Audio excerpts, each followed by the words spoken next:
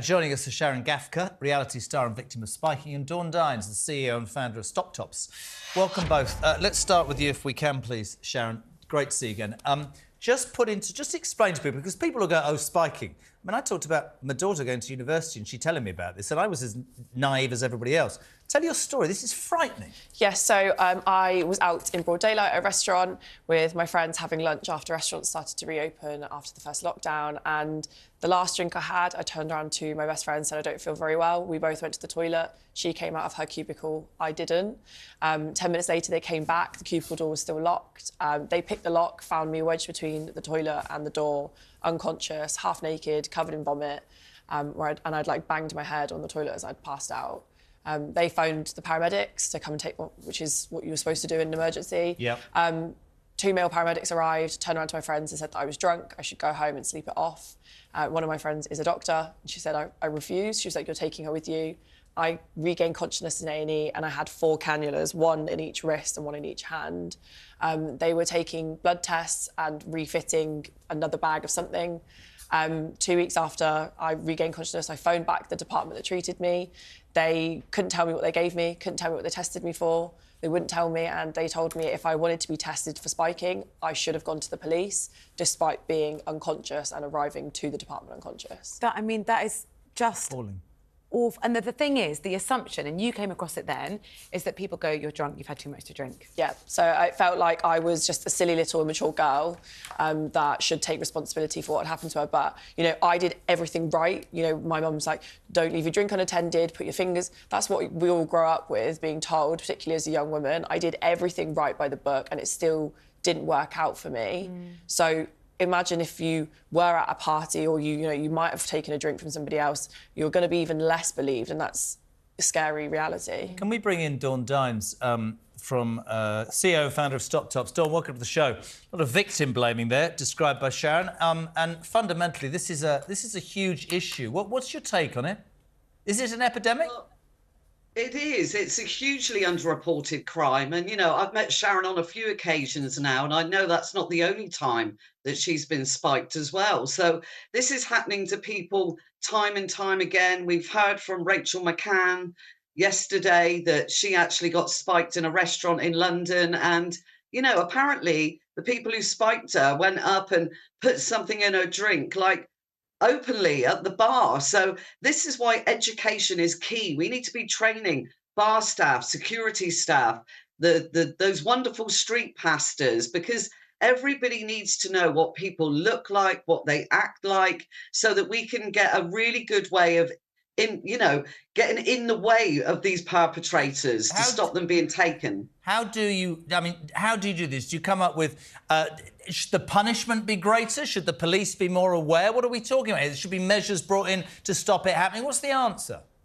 It's education is key. We need to be showing the typical signs and symptoms so that everybody knows what people look like and what they act like.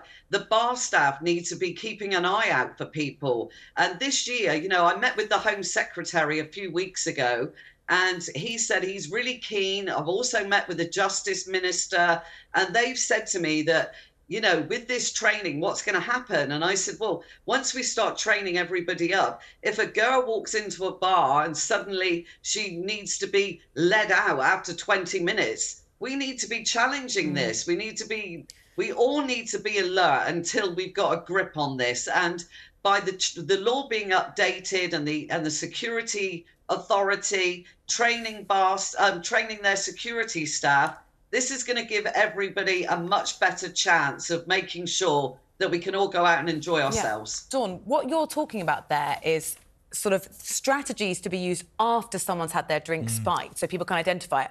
What needs to happen to stop it happening in the first place? Is it That's a brilliant question. You can use, we've got like Stoptopps, which are drink covers. There's also spikies that go in a bottle. There's a nightcap that you can put over drinks. And, you know, that's just something to protect yourself straight away. But we believe by putting up posters, by bar staff getting involved and showing that there's zero tolerance on any spiking related issues, that is the way forward. Of course, education in schools. Well, you've talked about education. Just very quickly, I want to bring Sharron back in the tick. do you not think the punishment should be greater? Well, the punishment's already 10 years for somebody. It's how you but, prove it. I think just bringing Sharron Dawn's back in. saying, like, there's zero tolerance, but the thing is, there should be zero tolerance. There is huge tolerance of it. We were saying earlier, only 1% of these crimes actually get reported. You know, should the responsibility be on bar owners to have better scrutiny, or cameras, or drink testing kits? You know, can you think of, having gone through this, is there some kind of process that put in place that would have better protected you? I think that actually, I have thousands of people from all kinds of walks of life messaging me daily, even that now, telling me about their spiking stories. And a lot of the times they tell me the venues they've been spiked at. And I've noticed there's some venues that constantly cop up, and because there are no licensing restrictions or punishments in place for them for having repeat offences, they kind of say, well, it's not really our problem. So there should be licensing restrictions for repeat offenders in venues that don't up their security. And I think that, Dawn's talked a lot about education, but, my brother's a nurse, and when he talks about healthcare, he says that it's supposed to be judgment-free. When you walk through any A&E department, when you walk to the hospital, it's meant to be judgment-free, no matter who you are and what you've done. So that's what it should be like when you come to healthcare. Do you think there should be, free drink testing kits when you go to a bar for women? And they say it's happening to men as well, but predominantly women, yeah? I mean, I can understand why drink testing kits would be beneficial. For me, I knew exactly which drink it was, if you could test it, or if you could take it to the police department and they could test it and take it away for forensics. The problem is that, we've seen spiking is becoming, like, the way that people are spiking is becoming smarter, faster, newer, and we actually cannot keep up with the ways that they're spiking people unless the government take it more seriously. Yeah, no, you then at some point think you'd stay and have friends around, drink at home, don't go out, don't risk it. Thank you so much. Yeah, Sharron. both of you, Dawn, thank you. Appreciate your time, thank you so much. Really, really good. Thank you.